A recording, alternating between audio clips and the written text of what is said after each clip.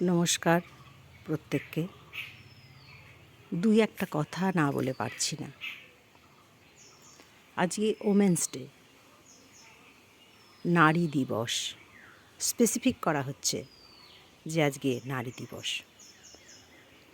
বিশ্বের যা কিছু সৃষ্টি চিরকল্যাণকর, অর্ধেক তার করিয়াছে নারী, অর্ধেক তার নর। কাজী নজরুল ইসলামের উক্তি। এই সূত্র ধরেই বলি, নারীরা এখনো পর্যন্ত পুরুষের মতো ক্ষমতা পায়নি। শারীরিক ক্ষমতার কথা নিশ্চয়ই এখানে বলছি না, এখানে বলছি তাদের মান সম্মান, মেন্টাল পাওয়ার, আধা আধি সব কিছুই। মানুষ গড়তে অর্ধেক পুরুষ অর্ধেক নারী, কিন্তু সম্মান তার প্রতিদিন প্রতিনিয়ত ধুলায় লুটায়। পুরুষতন্ত্রের রথের চাকায় নারীর মান মাটিতে মিশে যায়। নারীরা হয়ে গেছে অভ্যাসের দাস।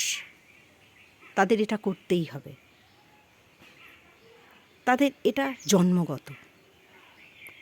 এ কথা অস্বীকার করছি না, স্বীকার করেই বলছি, নারীদের একটু যত্নের দরকার।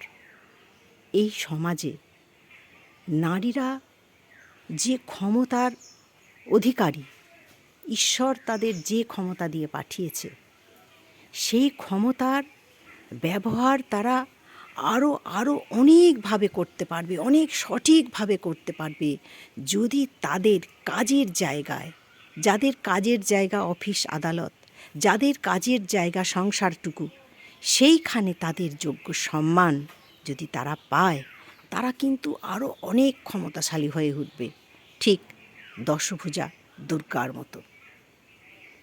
মা দুর্গার অসুর নিধন করেছিল, অসুর নিধন তো একটা প্রতীকী।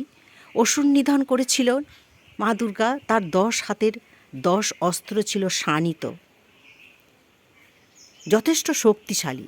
কিন্তু আমরা এ যুগের নারীরা, তাদের 10 হাত দিয়ে তারা কাজ করছে, কিন্তু তাদের সেই 10 হাতের ক্ষমতা এই পুরুষতান্ত্রিক সমাজ কেড়ে নিচ্ছে।